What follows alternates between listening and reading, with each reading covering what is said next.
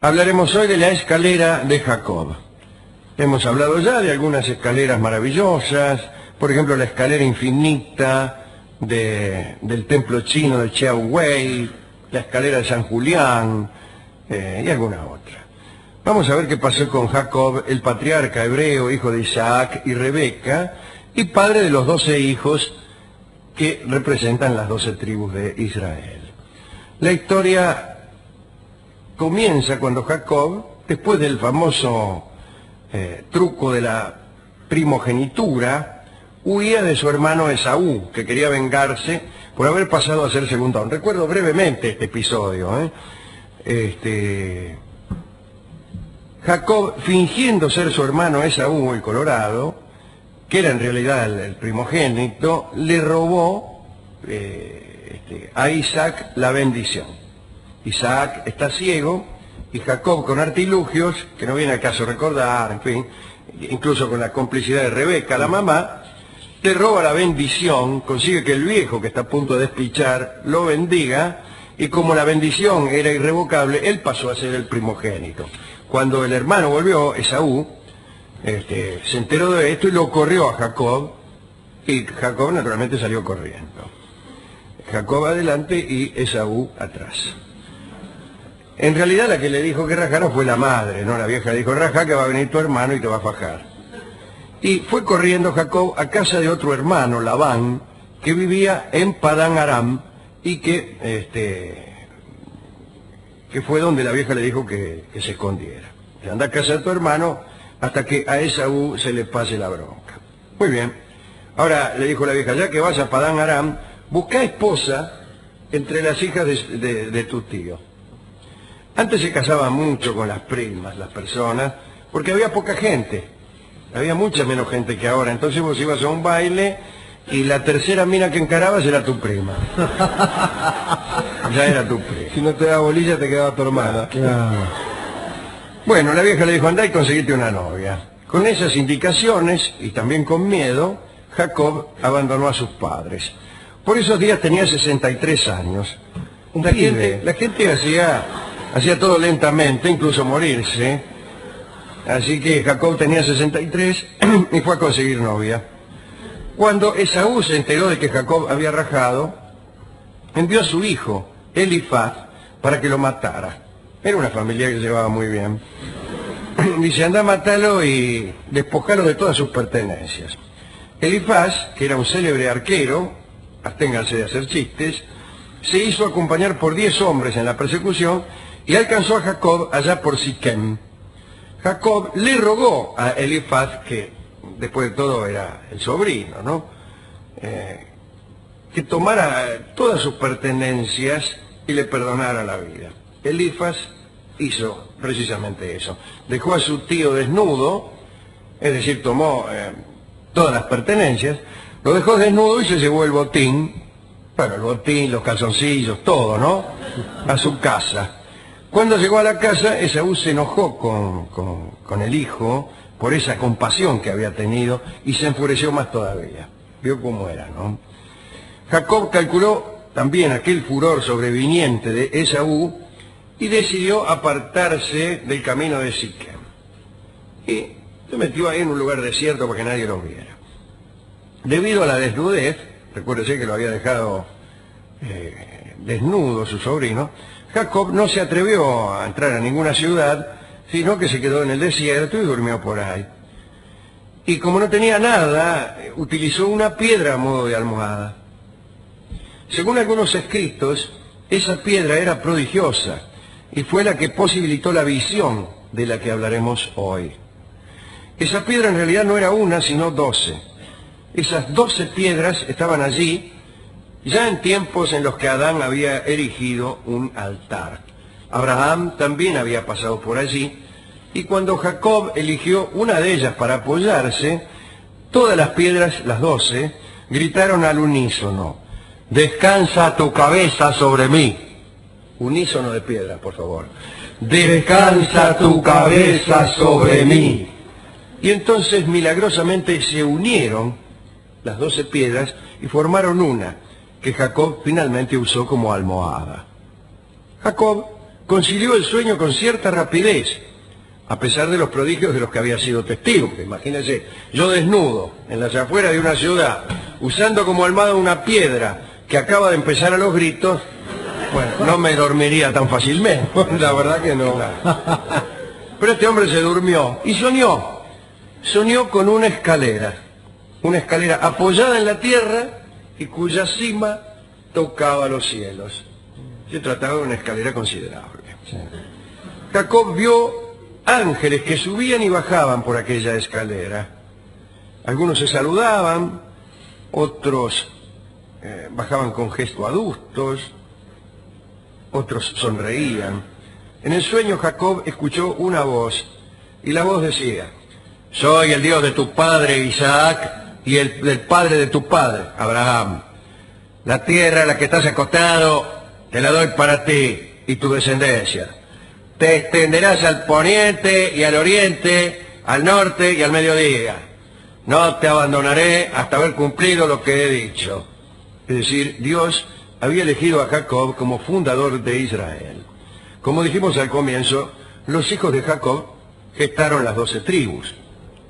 Pero no nos importa eso, sino las conjeturas acerca de aquella escalera soñada. Y aquí empieza la brevísima cosa que yo quería contarles. Jacob se despertó asustado y supo que en aquel lugar no se soñaba un sueño cualquiera. Supo que ahí se soñaban sueños importantes y que allí mismo estaba la puerta del cielo. Tomó la piedra que se había puesto como almohada, la erigió como altar y derramó aceite sobre ella, un aceite que no se sabe de dónde habrá sacado, toda vez que el sobrino acababa de despojarlo de todos sus bienes. Le habrá dejado el aceite. O habrá exprimido Jacob alguna cosa. A partir de entonces aquel lugar se llamó Betel o casa de Dios. Se ha dicho que Jacob se equivocó en esa visión soñada, o que en realidad soñó otra cosa. Y algunos aseguran que los ángeles del sueño eran príncipes guardianes de 4 naciones opresoras. El príncipe de Babilonia subió 70 peldaños y luego bajó. El príncipe de los Medos subió 52 y descendió. El príncipe de Grecia ascendió 180 peldaños y bajó. Pero el príncipe de Edom subió y subió hasta que Jacob lo perdió de vista. Entonces preguntó angustiado a Dios si aquel ángel no descendería nunca. Y Dios le respondió que aunque llegara al último peldaño y se sentara a su lado, él lo bajaría. Luego de aquella aclaración, Dios invitó a Jacob a subir. Pero Jacob era apocado y no lo hizo. Dicen que por aquella negativa Dios condenó a Israel a someterse a los 4 reinos de aquel mundo. Cuenta Robert Davis que los escalones por los que ascendían los ángeles representaban el número de años que sus naciones dominaron a Israel. A saber, 70 años de destierro babilónico, desde la caída del primer templo en 586 a.C. hasta la conclusión del segundo en 516. Después, 52 años de dependencia de los medos, cuyo fin coincidió con el regreso de desterrados que encabezó Esdras en el reinado de Ciro. 180 años de gobierno helenístico desde la conquista de Palestina por Alejandro de Macedonia, hasta el restablecimiento de un reino judío por los macabeos. Como se ve, esta escalera tenía símbolos anteriores, pero más que nada posteriores a Jacob. Era un símbolo del futuro. Ahora bien, la ascensión ininterrumpida de Edom se refería al dominio de los romanos, y evidentemente esta leyenda midrásica que cuenta el sueño de Jacob se escribió en tiempos de la dominación romana. Todavía no había dejado de ascender el príncipe de Edom, que era Roma, y sin embargo preveían que algún día iba a bajar. Últimos detalles eruditos, de unos que no saben nada. Dijimos hace un momento que Dios impediría la llegada del príncipe de Edom hasta su diestra, por más que subiera y subiera. En este caso, el ascenso prohibido es por aquella escalera. Y otros dioses han prohibido que se le acercaran aún por otros métodos. Recordemos a Belerofonte, que en los mitos clásicos quiso subir montado en el caballo Pegaso al Olimpo y fue tumbado, para no hablar de Ícaro, aunque su desgracia fue el sol, pero también fue desbarrancado al derretírsele las alas. Bueno, yo recuerdo otras hazañas también contadas por Robert Graves, que como estas son más poéticas que rigurosamente mitológicas. Y recuerdo, aquí la hemos contado más de una vez, la explicación del número de la bestia, la explicación del 666, ¿no? Que hemos dado aquí, después de convertir en número todas las letras que componían el nombre de Nerón. Y si quiere, la vamos a recordar. En principio, se había pensado que aquel número tenía una traducción en letras, toda vez que muchas lenguas usaban letras para escribir números, por ejemplo, la lengua aramea o hebrea, o la lengua hebrea. Alguien, yo no recuerdo ahora quién, fue el primero que pensó que el anticristo, la bestia, era Nerón, y utilizaron las letras hebreas, Nun, que sirve para escribir 50, Resh, que sirve para escribir 200, Bab, que representa el 6, y Nun, que es el 50 otra vez, ¿no? N-R-U-N forma Nerón. La lengua hebrea, como usted sabe, no usa vocales. Y después la Kof, que vale 100, Samech 60, y otra vez Resh 200, escriben K-S-R, César. No es exacto, pero está bien, Nerón César. Pero Graves tuvo una visión mejor, él pensó en números romanos. Y pensó una D, una C, una L, una X, una B y una I, que es la forma de escribir 666.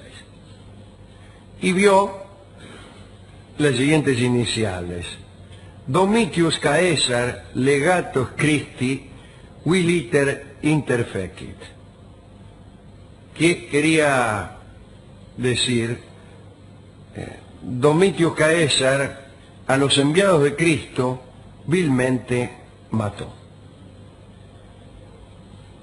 Y no acertaba a saber por qué Domitius Caesar, hasta que recordó que el nombre original de Nerón era Domitius, el nombre de familia, era el segundo nombre de su padre, Gnaeus Domitius, un asesino de lo peor, que fue su padre, mientras que Gripinila, ¿no? fue su madre, y que había dicho cuando nació, cuando lo felicitaron por el nacimiento de ese chico: nada bueno traerá este niño a Roma.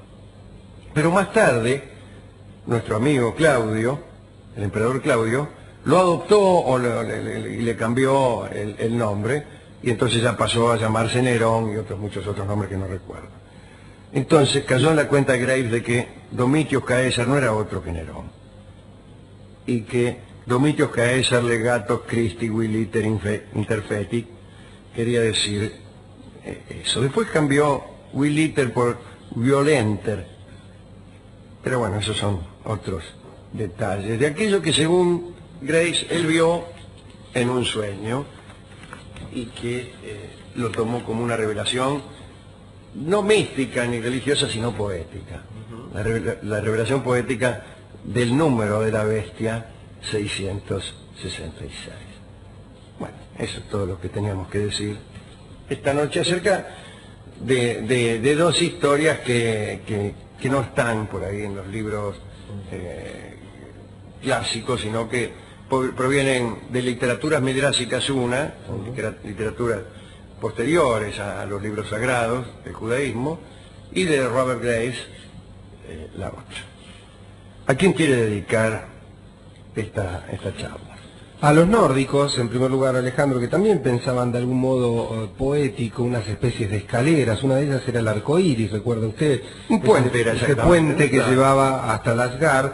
Y otra vez era ese gigantesco árbol cuya copa llegaba al Asgard y cuyas raíces llegaban hasta el infierno. Fresno Yggdrasil. Exactamente, que eran algunas, hasta la custodiaban al árbol, ¿no? Para que no se subiera nadie por ahí hasta sus dominios. Y después, ya que de piedras hemos hablado, permítame dedicar esto al amigo Simón, ya que sobre esa piedra se ha edificado una gran iglesia. Estaba el profeta Mahoma, que sí subió. A él se le apareció una soga, no una escalera. Y él subió por la soga, ¿no? Probablemente en el mismo lugar, me parece. Tiene que ser en el mismo lugar.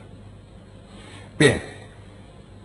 Hemos ido a la discoteca y cuando le hablamos de escaleras y de sogas y de artefactos que sirven para ascender o descender, el discotecario, que es muy hospitalario con la metáfora y en realidad lo que quiere es encajarnos cualquier disco, Sí, que nos vayamos rápido. nos dijo que una barranca también era una especie de escalera y nos dio el tango La Barranca, que por lo menos es precioso. Y así que escucharemos La Barranca, un tango interpretado por Charlo. Estoy pensando que generalmente se usa la barranca como metáfora para descender, Claro, pero aquí no. suele ser barranca abajo, ¿no? Claro, Sí, porque esta barranca es una barranca que hay que remontar con un carro, es una barranca hacia arriba. Así que escucharemos el bello tango La Barranca en la versión de Charlo, en alusión a la escalera que Jacob se negó a subir y que conducía al cielo. Adelante. Ahora que nos hemos quedado solos, hablaremos de Margery Kempe, que era una caminante. Una carta aparecida en un periódico londinense en 1934 daba cuenta de un hallazgo importante. La medievalista Emily Allen había escrito sobre un texto antiguo al que de inmediato se interpretó como la primera autobiografía escrita en inglés. Los papeles en cuestión habían permanecido ocultos por siglos en la biblioteca de una casa de campo en Yorkshire, y lo que resultó más curioso fue que estos textos los había escrito una mujer. Muchos especialistas aseguraban que las damas medievales por lo general no tenían ninguna inclinación por la escritura y mucho menos por la redacción de memorias.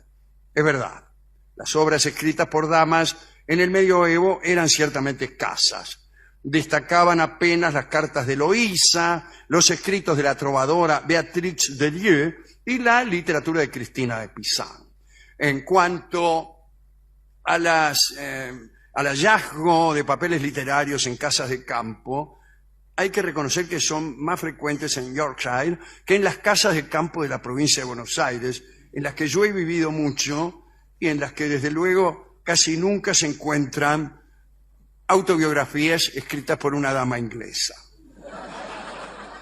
El caso es que esta mujer que había escrito sus memorias se llamaba Margery Kempe y fue una mística caminante. La gesta de Margery Kempe pertenece a una categoría de peregrinación cristiana, la de la obligación de viajar por Dios sin que haya mediado una penitencia.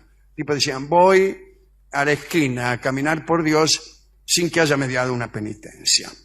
Decimos que fue una gesta porque la peregrinación era patrimonio exclusivo de los hombres y el bien más preciado de cualquier mujer en aquella época era la quietud. Bueno, quizá no un bien preciado para ellas, pero sí para los miserables que gobernaban en aquel tiempo. Y, bueno, la mujer estaba siempre confinada a la última pieza de la casa de su padre, hasta que un buen día salía de allí para estar confinada en la última pieza de la casa de su marido.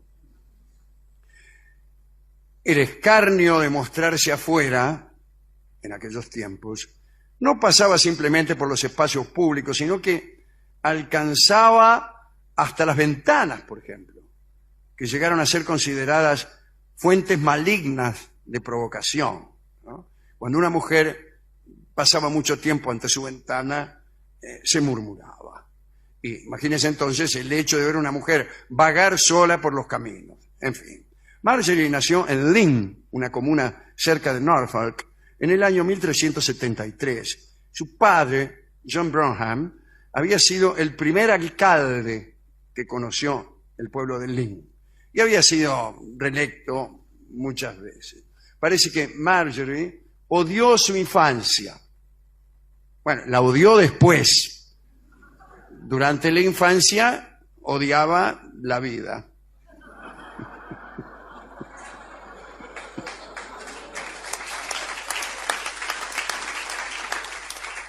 Sí, dice siempre que había cometido un pecado que le perturbó la vida entera sin que jamás se pudiera determinar con exactitud de qué pecado se trataba. Lamento, pero nosotros tampoco lo sabemos, aunque lo imaginamos. Marjorie renunció incluso a la absolución de su confesor y prefirió flagelarse. Dijo, déjeme, no me absuelva, ni me dé Padres Nuestros, yo me voy a flagelar yo misma. Y en realidad tenía pánico por una condena infernal. Tenía miedo a irse al infierno. Igual no es mucho lo que se conoce de sus primeros años. En 1393 se casó con un señor llamado John Kemp, un hombre un poco mayor que ella, y desde entonces y durante varios años Marjorie cumplió con un rol social no demasiado alejado de los convencionalismos. Permanecía en su casa, crió a los 14 hijos que tuvo con John Kemp, uno detrás de otro. Es un agregado mío, pero después de todo, casi es inevitable que los hijos vengan uno detrás de otro. Sin embargo, cada tanto le agarraban unas ráfagas de misticismo. Dice que lloraba a los gritos en las misas y esto provocaba algunos escándalos. La gente queda feo. En fin. En 1412 sucedió algo. Marjorie declaró que se le había presentado Cristo vestido con seda púrpura. Es una prolijidad, ¿no? Y dijo que Cristo la había instado a caminar en su nombre y vestida de blanco. De hecho, mire, soy Cristo, ¿qué tal? Vengo a instarla a que camine en mi nombre y vestida de blanco. Al principio, de acuerdo a su propio testimonio, opuso cierta resistencia debido a las circunstancias de su vida doméstica. Le habrá dicho, Señor, me has dado 14 hijos y ahora me dices que salga por ahí a caminar vestida de blanco. ¿Quién los va a cuidar? Bueno, pero parece que el Cristo no tuvo mayores dificultades en convencerla, sobre todo cuando hizo que apareciera junto a él la Virgen María, si es que faltaba algún argumento. Marjorie entonces se decidió a caminar. El marido, John Kemp, se quedó consternado cuando se enteró del proyecto de su esposa. Bueno, le habrá dicho, ¿qué es esto?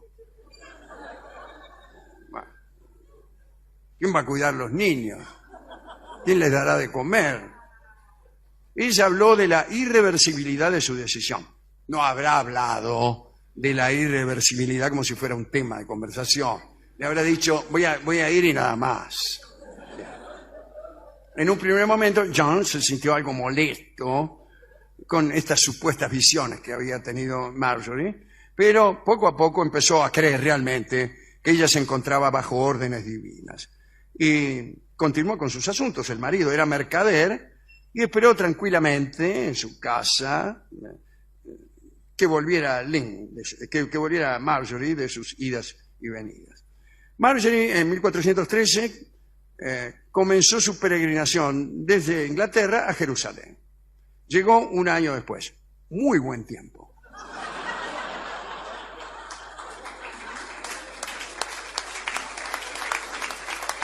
Calcúlese que iba a pie. En el camino se encontraba con otros caminantes, todos la miraban con desconfianza, al final pudo visitar los lugares santos, no sin inconvenientes, porque estos lugares estaban custodiados por los franciscanos con enorme celo y no estaban muy dispuestos a dejarla entrar. De Jerusalén caminó a Roma, allí tuvo miedo porque circulaban rumores acerca de su misión, rumores negativos, algunos querían acusarla de herejía, así que asustada Marjorie se fue de Roma y regresó a Inglaterra. Allí estuvo un tiempo con su esposo, con sus hijos, hasta que volvió a salir. El marido ni bien llegó, lo primero que hizo fue, qué sé yo, contarle todas las que le habían hecho los chicos durante su ausencia. Me volvieron loco. Especialmente el Brian.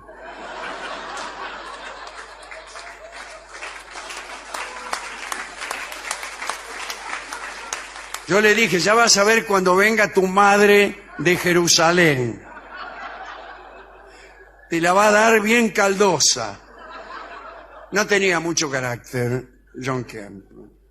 Bueno, pero la mena, en vez de hacer nada, salió de nuevo rumbo a Santiago de Compostela. Después volvió a Inglaterra, encontró nuevas dificultades. La gente le tenía desconfianza.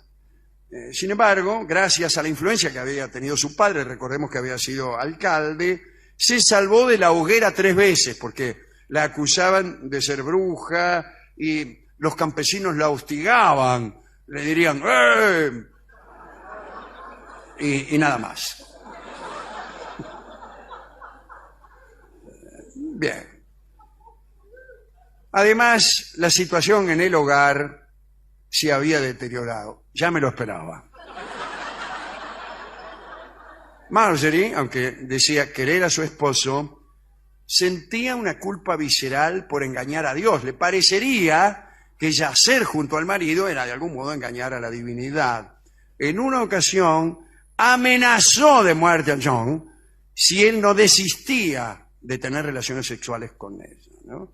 Parece que se acercó el nieto y ella peló el bufoso ahí mismo y le dijo, tómatela porque te quemo. Y John, que como se ha dicho tenía poco carácter, se subió los lienzos y se fue tambaleando. En 1421 hubo un gran incendio en el pueblo de Lynn. Es muy difícil que un pueblo pequeño tenga un gran incendio, pero en fin. El sacerdote de Lynn y otras figuras dijeron que si Marjorie estaba realmente bajo el cuidado de Dios, entonces el pueblo debería salvarse. Y la convocaron, y 3 días después, unas lluvias apagaron el fuego y no la persiguieron más. En 1431, Marjorie quiso caminar hasta el lugar donde se estaba haciendo el proceso a Juana de Arco. Su intención era ayudarla, pese a que Juana era enemiga, naturalmente, de Inglaterra. Pero esa vez no pudo salir, porque justo el marido, el pobre John, tuvo un accidente. Se cayó de la escalera de su casa, se rompió los cuernos y se murió. Tras la muerte de su esposo, Marjorie marchó a La Haya para venerar a 4 grandes reliquias. Eran el manto de la Virgen utilizado durante el nacimiento de Jesús, las ropas del niño, la tela que recibió la cabeza de Juan el Bautista. ¿Recuerdan ustedes la película aquella con Rita Hayworth, en donde ella, Salomé, ¿no?, baila la danza de los 7 velos y le pide a Herodes, en ese momento Charlotte, que la cabeza de Juan el Bautista. Se la traen, bueno, el trapo que había abajo, ese, lo tenían en Holanda. Charlotte era efectivamente Herodes, aunque después fue Enrique VIII. Y tenía también como 4ª reliquia la tela que vistió Cristo en la cruz. Dicen que Marjorie fue afortunada al llegar, ya que las reliquias se exhibían solamente cada 7 años, y justo llegó cuando las estaban guardando. Espere, dijo. Por fin regresó a Inglaterra y ya para quedarse, tenía 60 años. En su pueblo dictó entonces sus aventuras a su nuera. Bueno, 14 hijos, algunos se habría casado. Creo que Brian. En 1440, Marjorie murió. Y el texto es, esas memorias dictadas, fueron las que recopiló Wynkyn de Worde, un discípulo y sucesor de William Caxton, el imprentero responsable del primer libro publicado en Inglaterra en 1477. Era un incunable, naturalmente, ¿no? Un incunable es un libro publicado entre 1450 y 1500, los primeros 50 años de la imprenta, aunque muchos de mi barrio creen que un incunable es un libro viejo o sucio. Ay, dice, en mi casa tengo un incunable de 1921. No. Bien.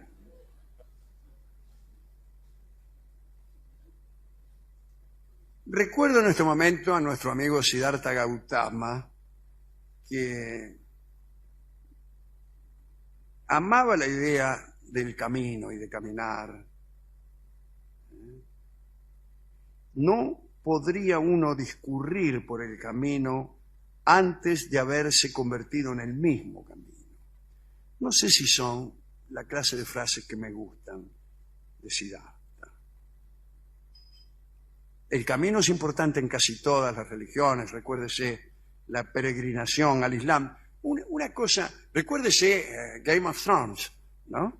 Están los caminantes blancos, gente que camina. El caminar es una actitud de búsqueda de algo, naturalmente, que lo ves, pero también una fuerte metáfora del pensamiento. La peregrinación debe ser siempre con distancias largas. No tiene sentido peregrinar a Santiago de Compostela si uno vive enfrente de la iglesia.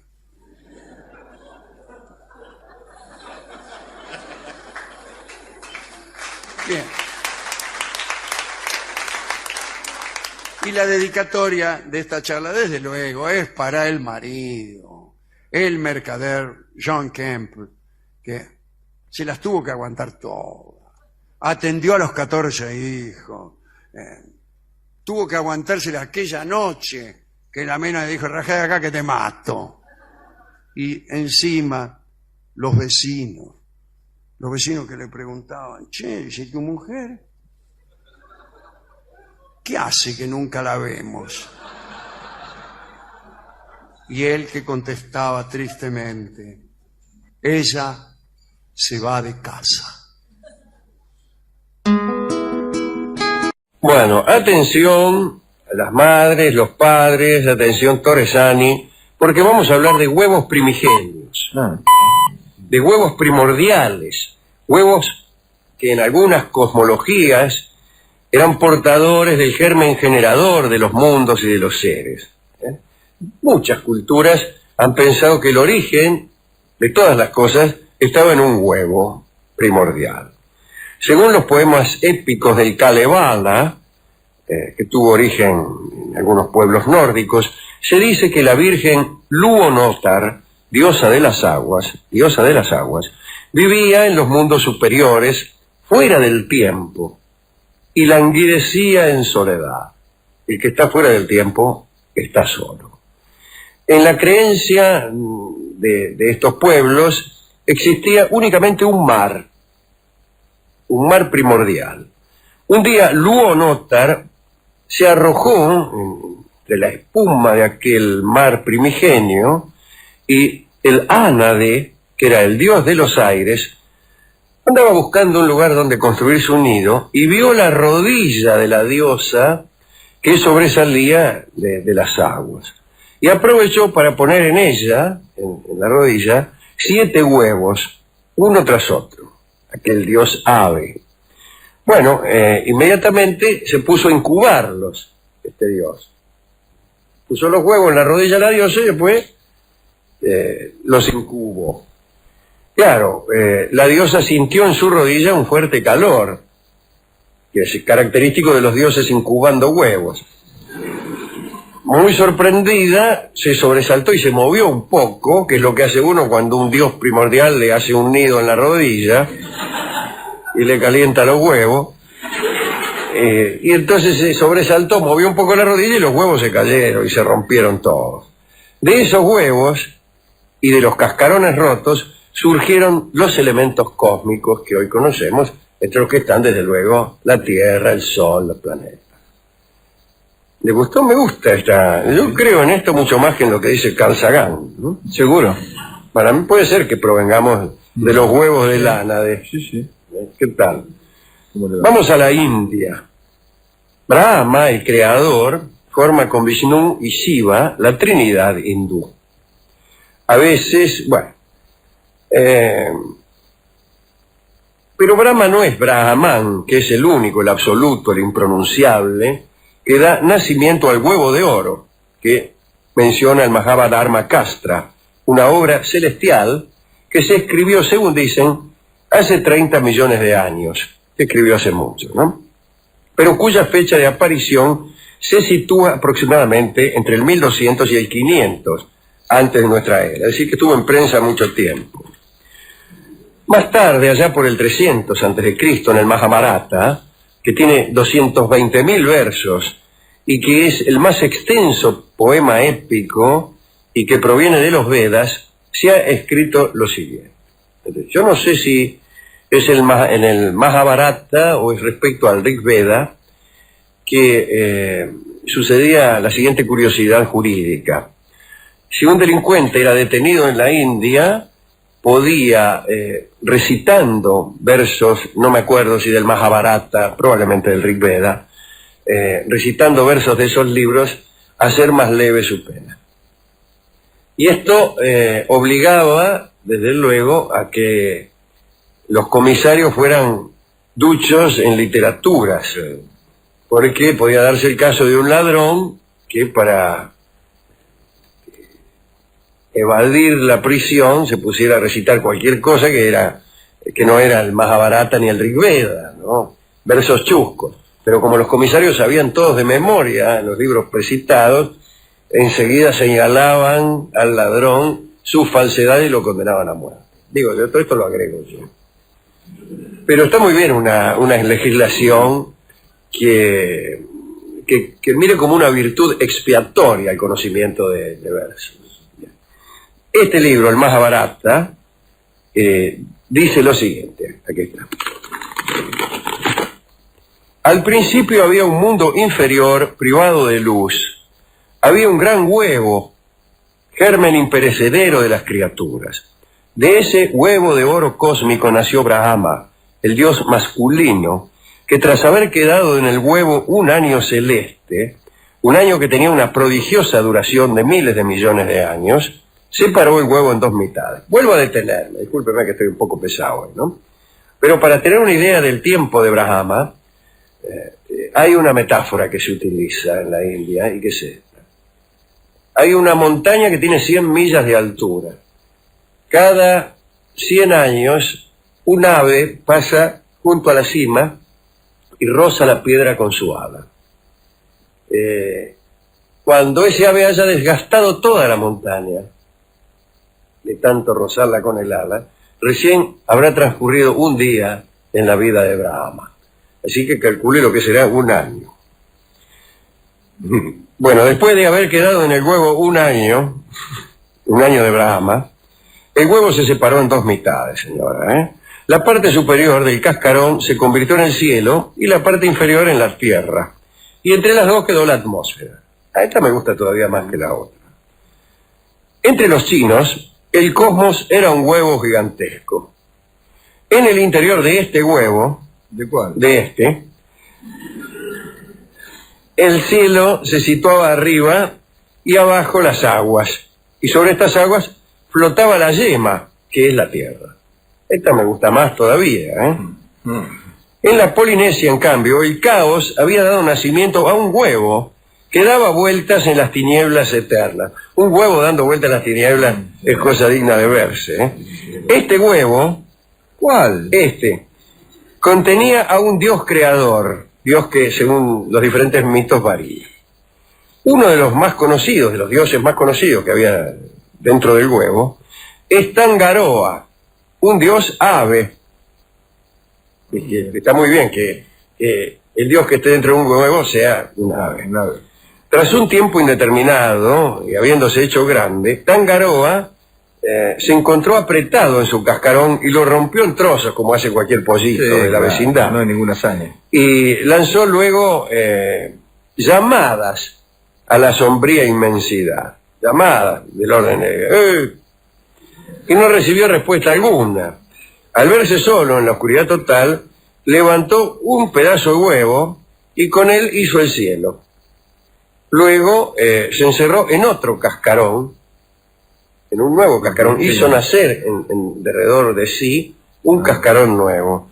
Y allí permaneció en meditación. Es el mejor lugar para meditar, es adentro de un huevo. Sí. Después de miles y miles de años, porque Tangaroa es un tipo que cuando se pone a meditar, Sí, medita. medita. Él cuando... Tangaroa se liberó también de este otro cascarón y con las diversas partes de su cuerpo creó la tierra y todo lo que hay. Se sacudió las plumas rojas y amarillas que lo cubrían a Tangaroa, que por haber nacido de un huevo era un poco como un pollito, y estas plumas rojas y amarillas se convirtieron en bosques, zarzales y malezas, que por casualidad no son ni rojos ni amarillos. No. Pero bueno, Se habrán puesto después.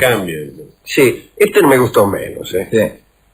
En muchos lugares, además de considerarse al huevo como símbolo de la creación, se lo adoraba en diversos ritos. Gente que adoraban los huevos. Mira.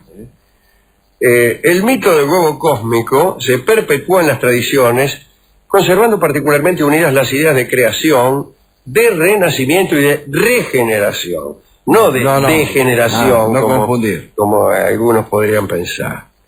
En las costumbres agrícolas pudo verse, en las costumbres no digo, en las comunidades, ¿no? Con fuerte tradición agrícola, seguramente el mito fue más persistente. En los países nórdicos, los campesinos medievales llevaban siempre un huevo o dos entre las ropas durante todo el tiempo de la siembra.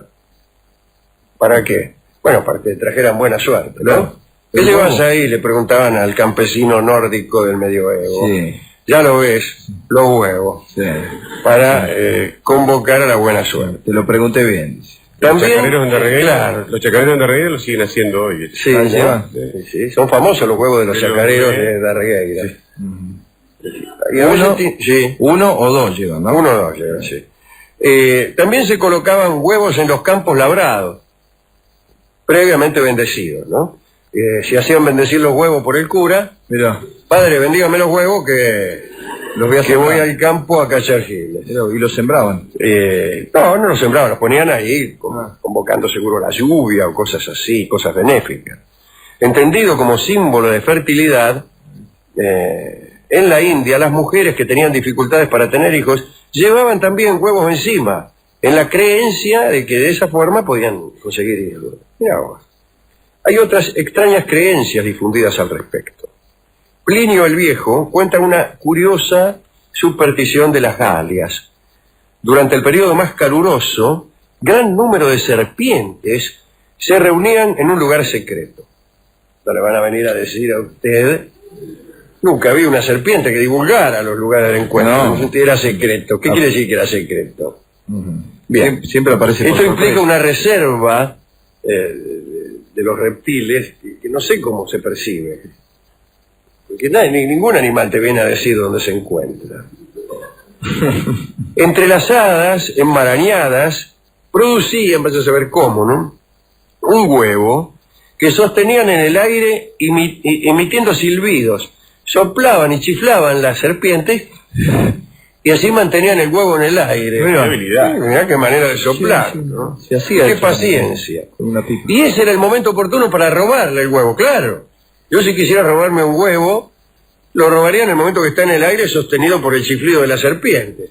Lo agarro y chao. Que me corra. El hombre encargado de apoderarse de aquel huevo debía tomarlo con un trapo blanco antes de que tocara el suelo y huir al galope, para escapar naturalmente de la furia de la serpiente. Claro. Pero ese huevo tenía propiedades mágicas. Volvía invulnerable a su poseedor masculino y en el caso de que lo tuviera una mujer, provocaba bienestares durante el parto. y fuertes satisfacciones amorosas. Qué lindo huevo, ¿no? Sí, claro. Tenía que quedar embarazada. Es un huevo interesante, ¿no? Esos huevos de gallina que uno come Sí. y lo único que te da es colesterol. Sí. Huevos milagrosos, venerados como reliquias luego, fueron los que aparecieron allá por 1680, es decir, muy cerca de nuestro tiempo, claro.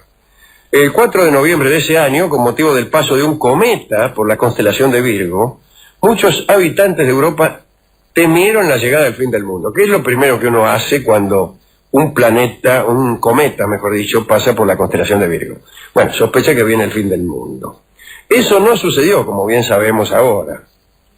Sin embargo, en medio del estupor general, se supo que bajo el efecto del cometa, una gallina romana puso huevos en los que figuraba la imagen del cometa y algunos símbolos cósmicos, que no sabría decirle cuáles eran. Es decir, el mundo no se destruyó, pero por lo menos una gallina puso huevos con el dibujo del cometa. El Papa Inocencio XI y la reina Cristina de Suecia, que andaba entonces por Roma, en aquellos vaivenes de conversiones y arrepentimientos de Cristina, certificaron el milagro, dijeron, efectivamente, esta gallina puso un huevo. Claro, ¿cómo lo certificaron? El huevo tiene forma cósmica. Desde ya, pero no dibujado un cometa. ¿Por qué no se lo habrá dibujado el dueño del gallinero? No sé, ¿viste? Pero el Papa y Cristina de Suecia certificaron el milagro y reverenciaron aquellos huevos.